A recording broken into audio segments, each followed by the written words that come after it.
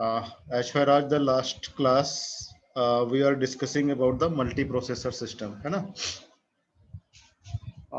Multiprocessor system में as per your syllabus जितना आपको जानना चाहिए था, जितना आपको अगर एग्जाम में कभी क्वेश्चंस आता है जो लिखना होगा, वो तो हमने कल डिस्कस कर लिया था।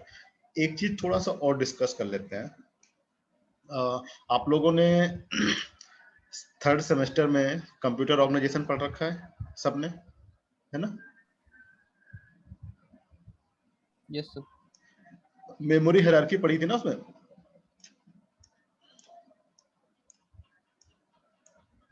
मेमोरी हायरार्की टर्म पढ़ा था, नहीं पढ़ा था उसमें? Yes sir.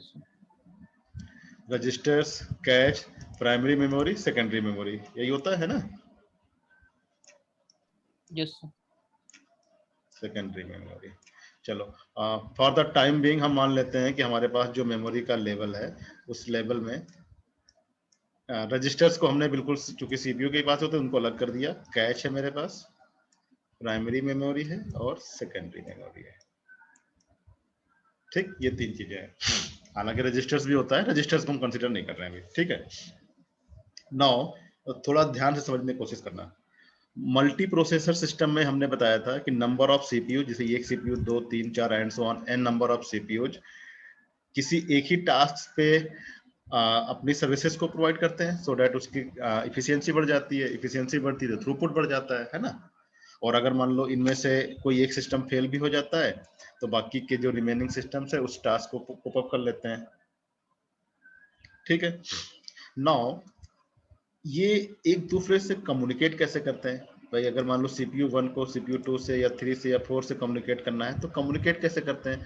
They are communicating to each other through shared memory model. ये जो मेमोरी है ना, ये दिखाई पड़ रही है, ये मेमोरी शेयर्ड मेमोरी होती है, जो सारे के सारे CPU एक्सेस कर रहे होते हैं। नाउ अब यहीं से प्रॉब्लम अराइज होती है। प्रॉब्लम ये अराइज होती है, आप लोगों ने सेकंड थर्ड सेमेस्टर में मेमोरी हायरार्की पढ़ी है।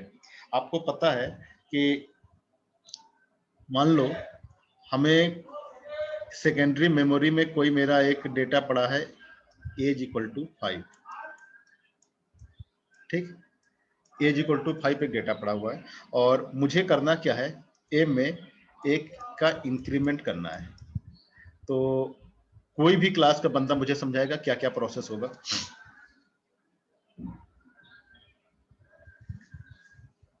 एनीवन?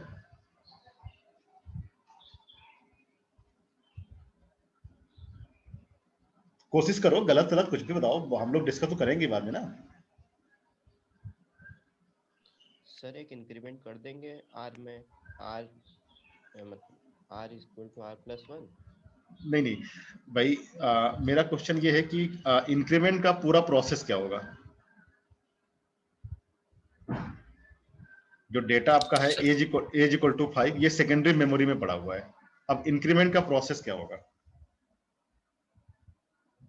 सो पहले सीपीयू जो है वो सेकेंडरी मेमोरी से हमारा डेटा उठा के लाएगा गलत गलत रजिस्टर्स गलत में। गलत गलत गलत, बिल्कुल गलत। सीपीयू सेकेंडरी मेमोरी से कभी इंटरेक्ट नहीं करता है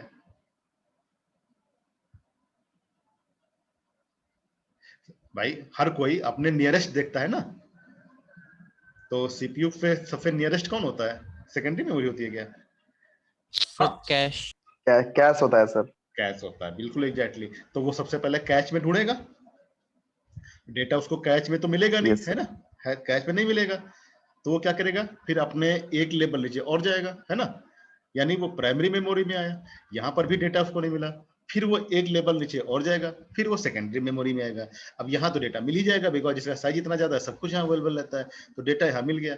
अब जब इक्वल टू 5 यहाँ मिल गया, तो इसके बाद आगे का प्रोसेस क्या होता है? ये इक्वल टू 5 जाएगा इसके जस्ट ऊपर वाले लेवल में, यानी इसकी replica as equal to 5, as equal to 5 यहाँ भी आ गया।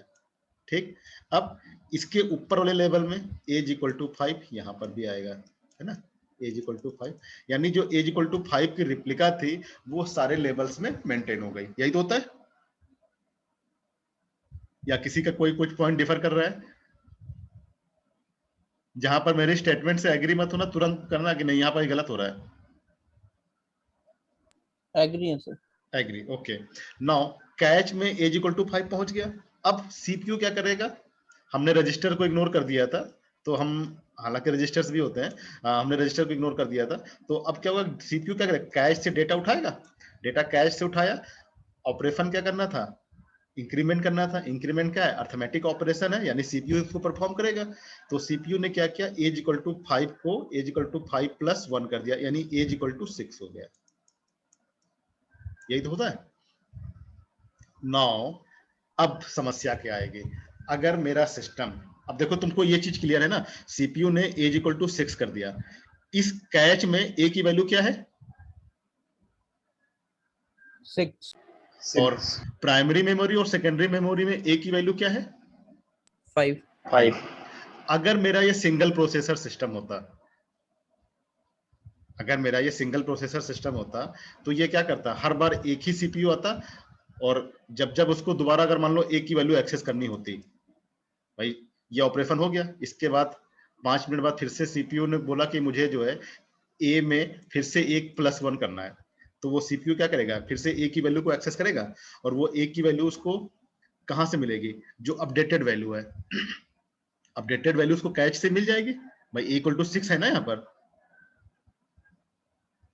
क्लास, एज इक्वल टू 6 है, एज इक्वल टू 6 है। हमारा कंसर्न सिर्फ इतना है कि अगर जो ये कैच की वैल्यू जो एज इक्वल टू 6 हुई थी, इसको अगर हमने नीचे के लेवल में रिफ्लेक्ट नहीं किया, भाई यही तो काम होता है कि आपके जो एक लेवल में जो वैल्यू है, that value must be consistent with all the other levels, यही तो होना चाहिए ना। तो जब अगर एज इक्वल टू 6 यहाँ पर है, तो एज इक्वल टू 6 नीचे के सारे लेवल्स में होना चाहिए था।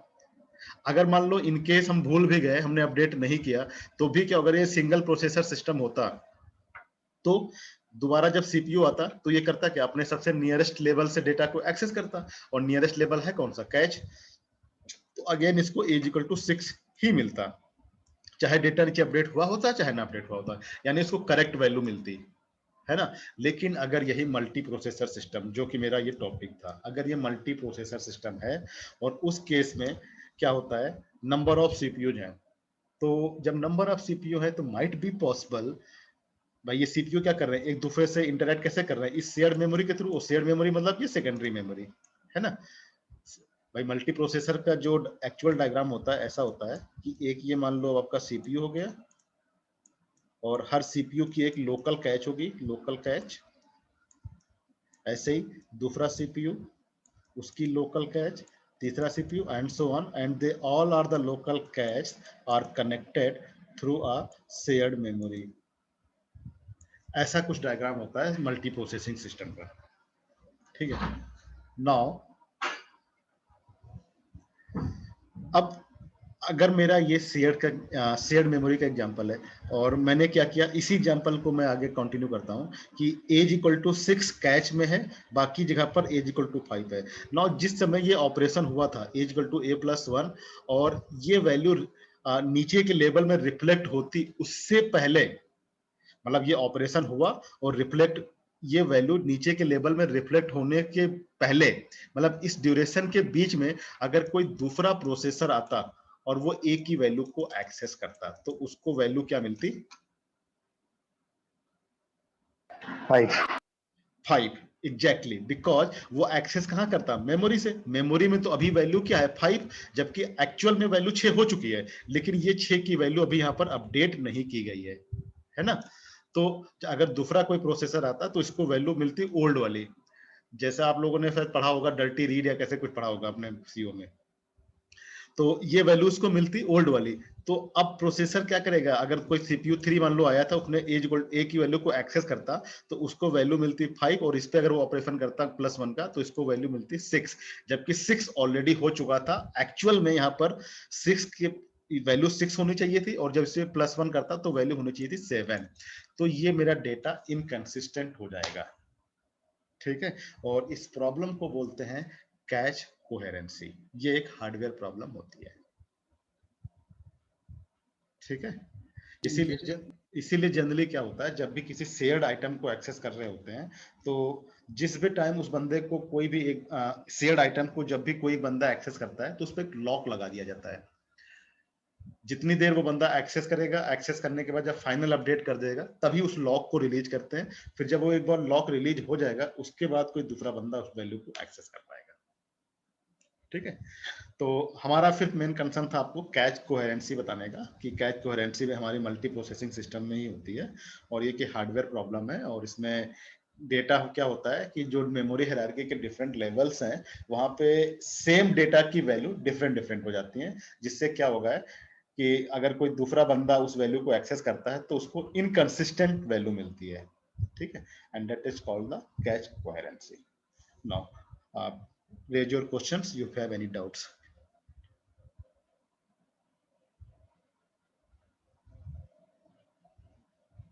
Okay. सर हाँ हाँ बिलाल सर ये तो सर कैच राइट मतलब राइट थ्रू पॉलिसी सर एक होती थी sir. Right through right back. हाँ हाँ हाँ, राइट थ्रू राइट बैक। हाँ सर, उसके थ्रू सर उसी मैनेज के किया जाता है। हिसाब से तो सर, हाँ हाँ, उसके थ्रू सर मैनेज उसके करते हिसाब हैं। से तो जैसे ही हम लोग कैच मेमोरी में जैसे ही हम लोग चेंज करेंगे फौरन हाँ हमारी मेन मेमोरी में भी अपडेट हो जाएगा। हाँ बिल्कुल, यही लॉजिक ही है, यही होना चाहिए, यही लॉजिक ही है। इसीलिए और हमने सर जब राइट बैक के हिसाब से तो बाद में होता है।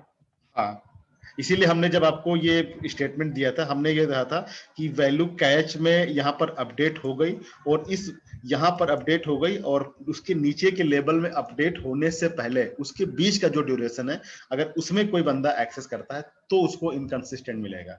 अगर अपडेट होने के बाद डेटा मिलेगा तब तो कोई प्रॉब्लम ही नहीं आएगी। Okay sir, okay. ठीक है, मतलब कैच कोहेरेंसी को हमने एक कंडीशन बेसिस पे किया, अगर ये कंडीशन सेटिस्फाई होगी तब हमारा ये कैच कोहेरेंसी वाली प्रॉब्लम आएगी, अदरवाइज नहीं आएगी। ठीक है, और कोई डाउट किसी का? Okay,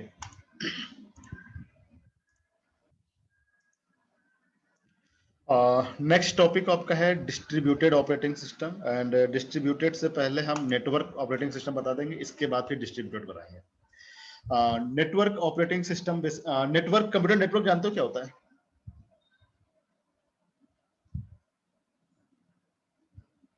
Anyone? So collection of systems connected through a network.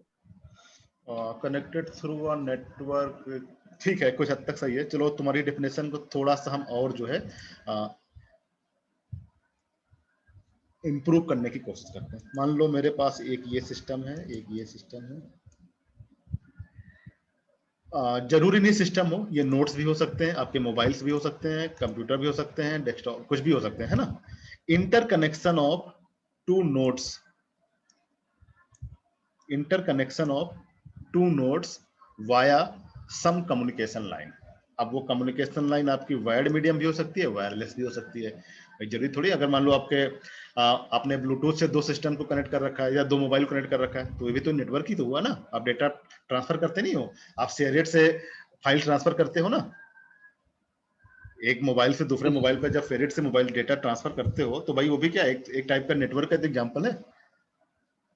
तो my point is interconnection of two nodes or systems or mobiles or computers via some communication line, ये हमारी communication line हो गई, and this is called the computer network.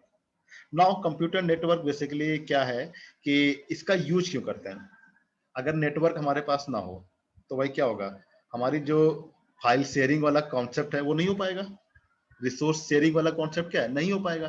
File sharing का मतलब, अगर आपके पास मान लो आपने जो है कोई नई वेब सीरीज आई, आपने अपने मोबाइल पे डाउनलोड कर ली है हॉटस्टार पे, है ना। अब आपके फ्रेंड्स कह रहे हैं मुझे भी चाहिए, भाई मुझे भी चाहिए, है ना। तो आप क्या करते हो, शेयर से देते हो या कोई और तरीका, जो भी कनेक्शन का आपका जो तरीका हो उसके थ्रू कनेक्ट करते हो। अगर मान लो ये सब फैसिलिटीज ना अवेलेबल होती देन क्या करते हैं।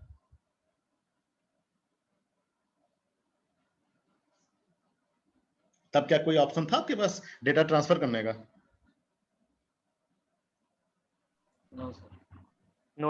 एग्जैक्टली। तो बेसिकली नेटवर्क ऑपरेटिंग सिस्टम हमारा यही है, मतलब हाई है मेरा कंप्यूटर नेटवर्क ही, collection of inter collection networks ही है, बट उसमें हम क्या कर रहे हैं, जो मेरा सर्वर मशीन है जिसके थ्रू डेटा ट्रांसफर कर रहे हैं, that consist of some kinds of softwares like जैसे जो यहाँ पर लिखा हुआ है नेटवर्क ऑपरेटिंग सॉफ्टवेयर कौन कौन से हैं, micro Windows server 2003, Windows server 2008, Unix, Linux, Mac, BHD, and these are the software through which the help of we can transfer the file from one node to another, है ना. और network operating system का basic जो use है that is the sharing of files और we can say data transfer और resource sharing. तो data transfer तो आपको समझ में आ गया कि भाई हमने अगर डेटा एक पॉइंट से दूसरे पॉइंट पे ट्रांसफर करना है. रिसोर्स शेयरिंग का मतलब क्या है, जिसको हालांकि इसको डिफिनेशन में लिखा भी है, प्रिंटर का एग्जांपल दे रखा है. रिसोर्स शेयरिंग भाई अगर आपके पास नेटवर्क ना हो, हमने कल भी क्लास में डिस्कस किया था कि अगर हमने कौन से पॉइंट पे डिस्कस किया था, ये प्रिंटर का एग्जांपल का हमने क्लास में कल किसी पॉइंट पे डिस्कस किया था. चलो खैर मुझे याद नहीं आ रहा किसमें डिस्कस किया था, फिर से बता देते हैं कि अगर मेरे पास कंप्यूटर नेटवर्क ऑपरेटिंग सिस्टम में नेटवर्किंग के सॉफ्टवेयर्स मेरे पास अगर ना हो, तो भाई जो आपके कॉलेज में आपके थर्ड फ्लोर पे जो प्रिंटर वाला एक रूम है, उसमें क्या होगा, किसी एक ही बंदे का परपजली सिस्टम कनेक्टेड होगा. तो जिसको भी प्रिंट देना होगा वो बंदा उस बंदे वाले सिस्टम पे आएगा, वहां से प्रिंट देगा, तब जाके उसका प्रिंट निकलेगा. यही तो होता है. जबकि एक्चुअल में अगर नेटवर्क ऑपरेटिंग सिस्टम के सॉफ्टवेयर इनेबल हैं, वो मशीन पे रिसोर्स शेयरिंग इनेबल है, तो क्या होगा, फिर आप जाओ लाइन पे जाओ, उस मशीन के आईपी को एक्सेस करो, प्रिंटर अपने पे इंस्टॉल करो और कहीं से भी पूरे ब्लॉक में, इवन आप किसी भी ब्लॉक में बैठे हो, आपको सिर्फ करना क्या है, जी ब्लॉक की आईपी को एक्सेस करना है. आईपी को एक्सेस करने के बाद वहीं से प्रिंट दे दो और आपका प्रिंट वहां जाएगा. आप कैंटीन में बैठे हो, अगर आपको जी ब्लॉक का एक्सेस मिल गया तो आप कैंटीन में बैठ के जी ब्लॉक के प्रिंटर पे प्रिंट दे सकते हो. ये आपका एग्जांपल क्या है, रिसोर्स शेयरिंग का. भाई अगर मान लो मेरे पास रिसोर्स शेयरिंग की फैसिलिटी ना होती तो क्या होता, हर एक बंदे को एक अलग अलग प्रिंटर देना पड़ता. एंड यू कैन एज्यूम कि प्रिंटर अपने आप में एक कॉस्टली आइटम है. तो जहां पर हम इकोनॉमी को सेव इकोनॉमी बढ़ा सकते हैं, कॉस्ट सेविंग कर सकते हैं, वहां पर भी हमें जो है अननेसेसरी अपने पैसे को वेस्ट करना पड़ता है. तो with the help of network operating system, so we can share the data transfers as well as resource sharing. ठीक है. बाकी इसमें जो 2-3 पॉइंट्स लिखे हैं कि ये नेटवर्क ऑपरेटिंग सिस्टम आपका जो है इन्हें network typically local area network, तो इन सब के बारे में आई होप मैं ऐसा एज्यूम करके चल रहा हूँ कि आप सबको पता है लैन मैन वैन क्या होते हैं, पता है ना. Yes sir. कोई बताएगा वैन क्या होता है?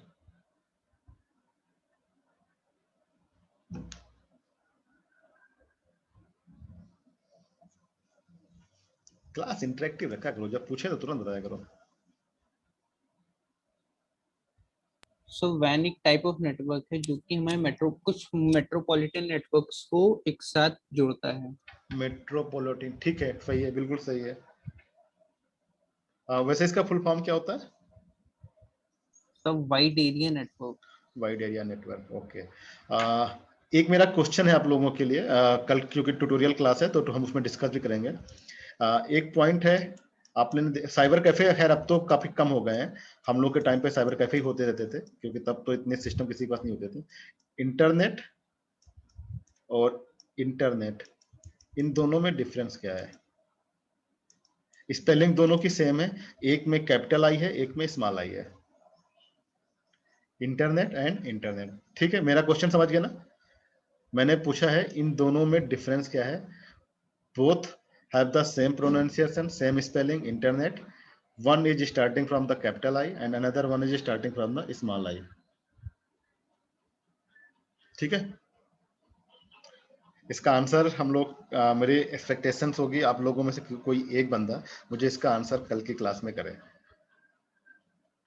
एंड गूगल पे आपको इसका आंसर तो मिल जाएगा, लेकिन जनरली जैसे मैं कोशिश करता हूँ कि आपको हर एक चीज में लाइव एग्जांपल देने की कोशिश करता हूँ, तो जो भी मुझे आंसर करेगा तो बाकायदा डिटेल में आंसर करेगा मुझे इसका. ठीक है.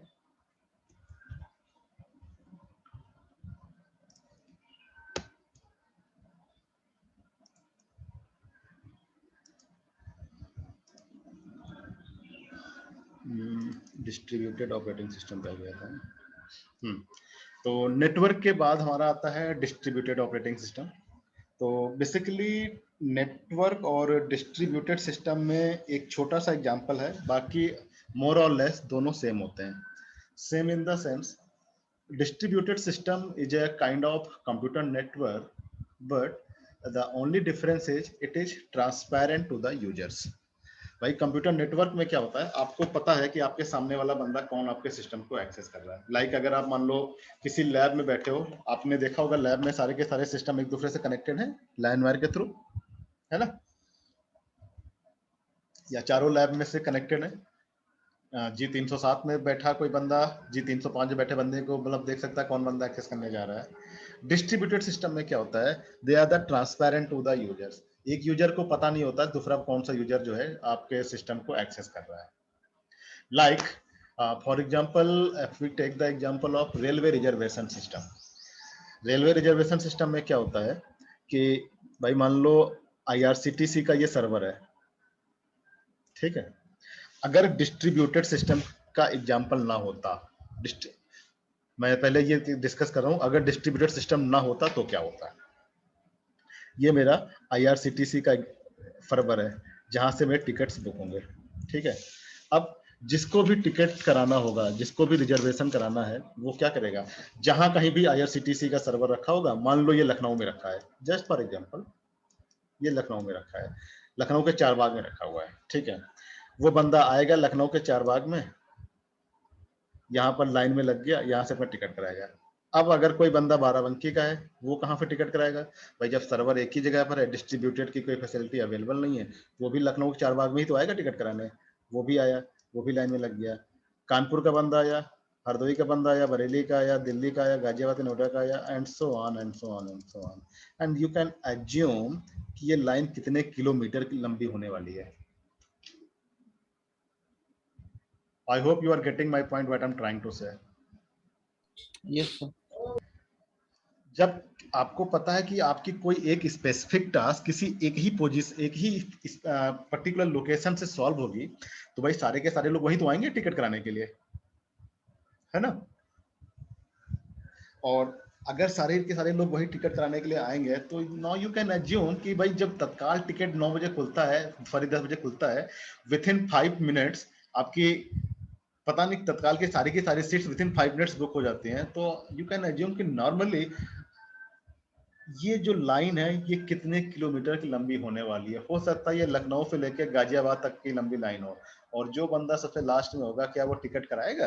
वो सोचेगा भैया तब मैं पैदल चला जाऊंगा, जब तक मेरे टिकट का नंबर आएगा तब तक मैं पैदल ही पहुंच जाऊंगा जहां मुझे जाना होगा। तो इन सब टाइप की जो भी प्रॉब्लम अराइज होती है, हालांकि ये सब तो खैर हुआ ही नहीं, ये सब तो मतलब पहले से डिस्कस हो गया था। तो इन सब टाइप की प्रॉब्लम से बचने के लिए क्या हुआ, हमारा डिस्ट्रीब्यूटेड ऑपरेटिंग सिस्टम का एग्जांपल आया। इसमें बेसिकली क्या होता है कि IRCTC ने क्या किया, अपने में डिस्ट्रीब्यूटेड सिस्टम से, ऑपरेटिंग सिस्टम से रिलेटेड जो भी सॉफ्टवेयर्स होते हैं वो सॉफ्टवेयर्स के थ्रू इनेबल किया और अपनी एप्लीकेशन को डिस्ट्रीब्यूट कर दिया। Distribute in the sense, main server यहाँ पर है, इसने अपने कह लो फ्रेंचाइजी ले लो या अपने कह दो लोकल सर्वर्स अलग अलग कर दिए, या users can access remotely this server from different locations, है ना। User 1 2 3 and so on, they can access remotely through different locations. Now अब हम अपने घर बैठकर भी IRCTC के सर्वर को एक्सेस कर सकते हैं, अपने कॉलेज से भी कर सकते हैं, अपने किसी और स्पेसिफिक लोकेशन से, जहां से हम चाहें, बस मेरे पास नेट की फैसिलिटी अवेलेबल हो, जहां से हम चाहेंगे वहां से नेटवर्क की सर्विसेज को एक्सेस कर लेंगे। अच्छा, अब इससे फायदा क्या होगा भाई?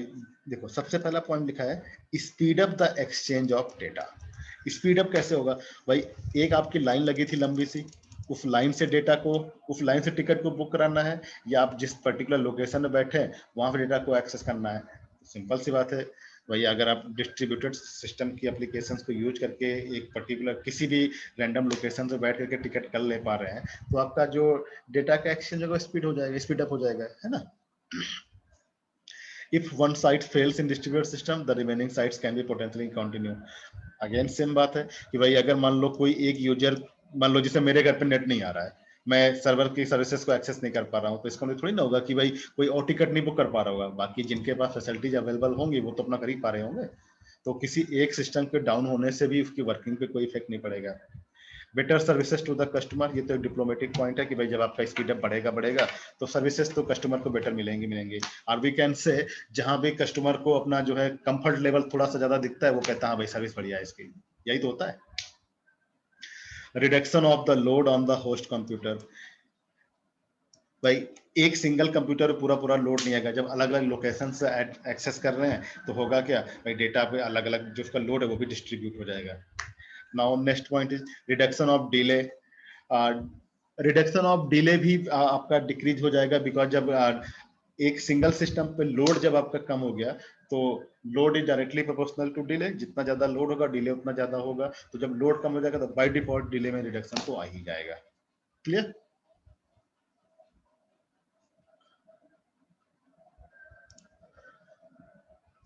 एंड वन मोर थिंग मैं आप लोगों को बताना चाहूंगा, आज तक आपके एग्जाम में जो क्वेश्चंस आए हैं वो batch system, multi programming, time sharing और रियल टाइम सिस्टम, इन्हीं 4 के आए हैं।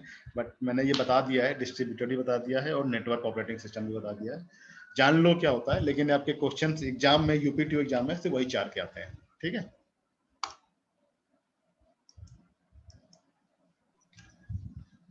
ओके। नाउ इसके बाद हमारा नेक्स्ट टॉपिक है ऑपरेटिंग सिस्टम सर्विसेज।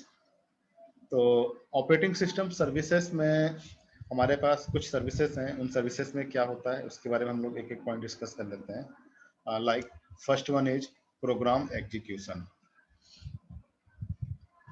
तो प्रोग्राम एग्जीक्यूशन का मतलब ये होता है कि आपका जो सिस्टम है, जो आपका ऑपरेटिंग सिस्टम है, उसके अंदर भाई ये कैपेबिलिटी तो होनी चाहिए कि आपका जो प्रोग्राम है वो उसको लोड कर पाए, उसके करस्पॉन्डिंग इन्वायरमेंट प्रोवाइड कर पाए, है ना। The system must be able to load a program into memory and to run that program.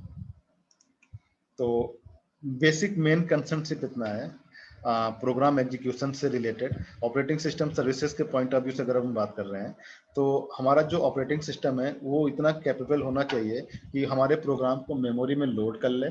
ऐसा ना हो कि हमारा ऑपरेटिंग सिस्टम प्रोग्राम को मेमोरी में लोड ही नहीं कर पा रहा है, या अगर लोड कर लिया तो उसको एग्जीक्यूट नहीं कर पा रहा है ना। तो ये ऑपरेटिंग सिस्टम के पास फीचर होना चाहिए कि प्रोग्राम को मेमोरी में लोड कर ले और लोड करने के बाद उसको एग्जीक्यूट भी कर ले। और एग्जीक्यूशन के बाद अगर एग्जीक्यूट हो रहा है तो उसको एंड भी तो करना है, ऐसा नहीं जिंदगी भर एग्जीक्यूशन चलता रहे, है ना। तो program must be able to and its execution. अब कुछ केसेस में क्या होता है कि भाई आपको एग्जीक्यूशन कंप्लीट हो गया तब रोकना है, या कभी कभी क्या होता है कि भाई एग्जीक्यूशन को हमें जबरदस्ती रोकना पड़ता है। तो execution must be either stop normally और एबनॉर्मली, है ना। तो प्रोग्राम एग्जीक्यूशन में हमें इतना याद रखना है, ऑपरेटिंग सिस्टम के पास ऐसी कैपेबिलिटी होनी चाहिए कि वो प्रोग्राम को मेमोरी में लोड कर पाए, लोड करने के बाद एग्जीक्यूट कर पाए, और आफ्टर एग्जीक्यूशन या तो प्रोग्राम मेरा नॉर्मली एग्जीक्यूट कर ले या एब नॉर्मली एग्जीक्यूट करे, है ना। उसका प्रोग्राम का एंड नॉर्मली या एब नॉर्मली होना ही चाहिए। बाय डिफॉल्ट एंड जरूर होना चाहिए, ऐसा ना हो कि वाइल लूप में फंस गया, चलता ही जा रहा चलता ही जा रहा। कोई डाउट किसी का?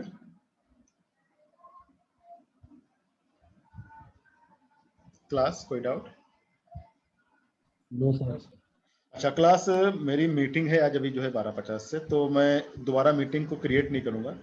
तो आप लोग चूंकि लास्ट के 7-8 मिनट बचे हैं, आप लोग चैट बॉक्स में अटेंडेंस डाल दीजिए, ठीक है। मतलब ये मीटिंग जैसे ही ओवर हो जाएगी 12:40-45 जब पर भी, मैं दोबारा मीटिंग क्रिएट नहीं करूंगा, बिकॉज मेरी मीटिंग है, मेरी भी मीटिंग है अभी एक, ठीक है। Next point is IO operations.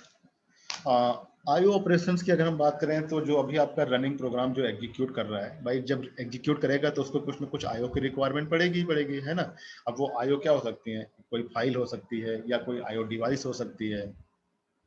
तो इसमें बेसिकली क्या होता है, ऑपरेटिंग सिस्टम के पास ऐसी कैपेबिलिटी होनी चाहिए कि ड्यूरिंग एग्जीक्यूशन मुझे जिन भी आईओ की रिक्वायरमेंट पड़ रही है, ऑपरेटिंग सिस्टम मुझे वो प्रोवाइड कर पाए।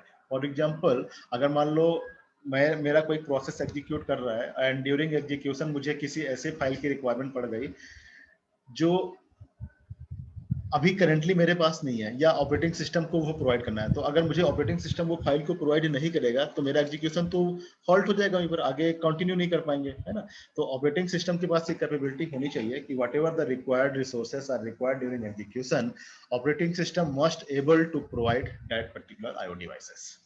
Clear? Now the next one is the file system manipulation. As far as file system manipulation is concerned, our operating system needs to read and write files. जो भी हमारे प्रोग्राम एग्जीक्यूट करेंगे उनको में क्या होगा, फाइल्स को रीड भी करना होगा, फाइल्स को राइट भी करना होगा, क्रिएट और डिलीट भी करना पड़ेगा। तो इन सब टाइप के जो मैनिपुलेशंस हैं they all should be supported in file system manipulations. ऐसा ना हो कि ऑपरेटिंग सिस्टम मुझे किसी फाइल को रीनेम करने का ऑप्शन नहीं दे रहा है, या उसमें से कोई डेटा क्रिएट करने का या डिलीट करने का ऑप्शन ही नहीं दे रहा है। ये सारे ऑप्शंस फाइल सिस्टम मैनिपुलेशंस में इनेबल रहने चाहिए।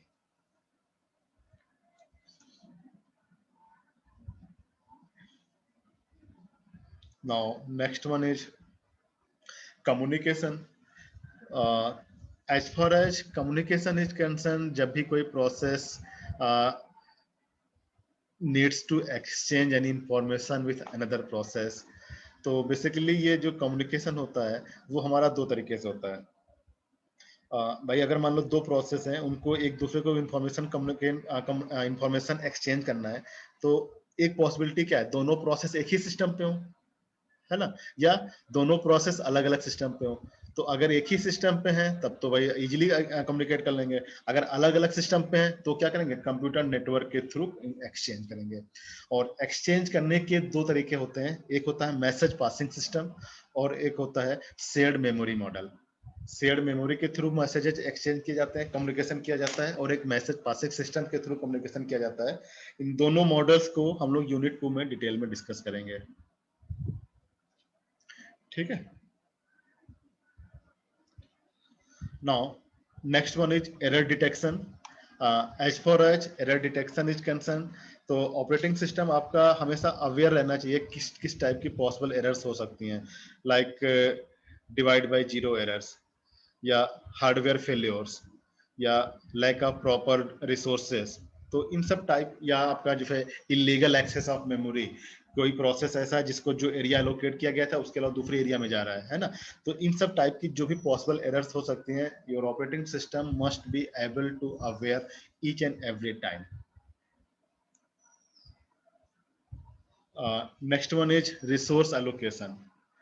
रिसोर्स एलोकेशन में बेसिकली हमने आप लोगों को सबसे फर्स्ट डे बताया था कि operating system works as a resource allocator. वही चीज यहाँ पर है भाई। क्या होता है, ऑपरेटिंग सिस्टम के पास कई सारे डिफरेंट प्रोसेसेस रिक्वेस्ट करते रहते हैं कि मुझे ये रिसोर्स चाहिए, मुझे वो रिसोर्स चाहिए। ना operating system takes the decision कि किस प्रोसेस को हमें कौन सी रिसोर्स एलोकेट करनी है। Operating system takes the decision किस प्रोसेस को हमें कौन सी रिसोर्स एलोकेट करनी है, कितने टाइम के लिए एलोकेट करनी है। Since all are the decisions taken by the operating system, that's why operating system is called the resource allocator, ठीक है। Now last one, next one is accounting. Accounting का मतलब जैसे देखो नाम से क्लियर है कि हमें क्या अकाउंटिंग मतलब क्या, जैसे अकाउंट ऑफिस का काम होता है, हर चीज का हमें रिकॉर्ड मेंटेन करना होता है ना। ऐसे ही अकाउंटिंग में ऑपरेटिंग सिस्टम के पास अकाउंटिंग की फैसिलिटी भी होनी चाहिए कि किस प्रोसेस को उसने कौन सी रिसोर्स एलोकेट कर रखी है, कितने प्रोसेसेस को एलोकेट कर रखी है, किसको कितनी मेमोरी एलोकेट कर रखी है, वो अगर मेमोरी है भी तो कितने टाइम के लिए एलोकेट होगी, वो पर्टिकुलर प्रोसेस कौन कौन सी रिसोर्सेस को यूज करेगा, एटसेट्रा एटसेट्रा। मतलब किसके पास क्या है, कितनी देर के लिए है, कितनी देर और एक्सेस करेगा, ये सारा का सारा एक रिकॉर्ड मेंटेन रखेगा ऑपरेटिंग सिस्टम अपने पास। क्योंकि अगर देखो, अगर ये रिकॉर्ड मेंटेन रख के अपने पास ना रखे तो होगा क्या। अभी जो हमने ऊपर रिसोर्स एलोकेटर वाला वर्ड ऐड किया था कि भाई जब ऑपरेटिंग सिस्टम को ही रिसोर्सेस एलोकेट करना है तो उसके पास कोई ना कोई तो बैकअप होना चाहिए, जहां से देखेगा किसके पास कौन सी रिसोर्सेस अभी हैं, कहां से मुझे कितनी देर में खाली मिल जाएंगी, है ना। तो इसी वजह से उसके पास एक अकाउंटिंग की फैसिलिटी भी होती है जिसमें वो पूरा प्रॉपर मेंटेन करता है कि इस पर्टिकुलर प्रोसेस के पास क्या रिसोर्सेस हैं, कितनी देर के लिए, कितनी देर और रहेंगे। Now last one is the protection. Protection basically हमारा वहां पर आता है जब आपके ensuring protection involves ensuring that all access to system resources is controlled। मतलब ये कि अगर इसको हम थोड़ा सा आसान लैंग्वेज में कहें तो ये कह सकते हैं कि एक मान लो मेरे पास कोई प्रोसेस ए है और उसको हमने जो है थोड़ा सा एग्जांपल देता हूँ। ये मान लो मेरी मेमोरी है, ठीक है। हमने प्रोसेस ए को ये एरिया दे रखा है, यानी मेमोरी का ये जो एरिया है इतने एरिया को ही यूज करेगा। अब अगर कोई दूसरा प्रोसेस बी आया, वो इस एरिया में घुसने की कोशिश करे, तो प्रोसेस बी के लिए क्या होगा, इलीगल एक्सेस ऑफ मेमोरी होगा। है ना। तो अब ऑपरेटिंग सिस्टम के पास कोई ऐसा फीचर होना चाहिए जिसके थ्रू यहाँ पर एक बाउंड्री बनी हो, जिसको सरहद बोलते हैं, ये एक बाउंड्री बनी हो जिसके थ्रू कोई दूसरा प्रोसेस ना तो अंदर आ सके या प्रोसेस ए ना ही बाहर जा सके। तो इन सब टाइप के प्रोटेक्शंस को हम कैसे अचीव करेंगे, ये इंश्योर करना भी ऑपरेटिंग सिस्टम का काम होता है। और ये प्रोटेक्शन हमारे मिलते हैं मेमोरी मैनेजमेंट में, जो कि यूनिट 4 में डिस्कस किए जाएंगे, जिसमें हम लोग पेजिंग और सेगमेंटेशन की बात करेंगे, जिसके थ्रू हम प्रोटेक्शंस को अचीव करेंगे। So from my side, it's all about today's class. I have discussed operating system services and types of operating different evolutions of operating systems till now.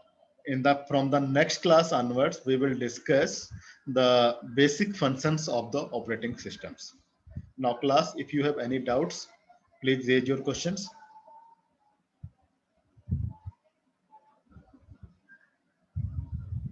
Class.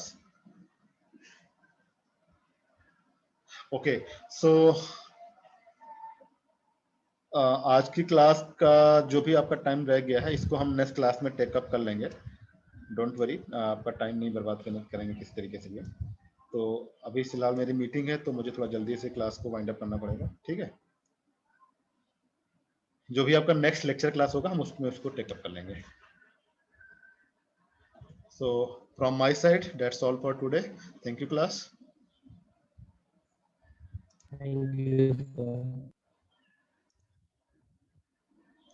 Thank you, sir.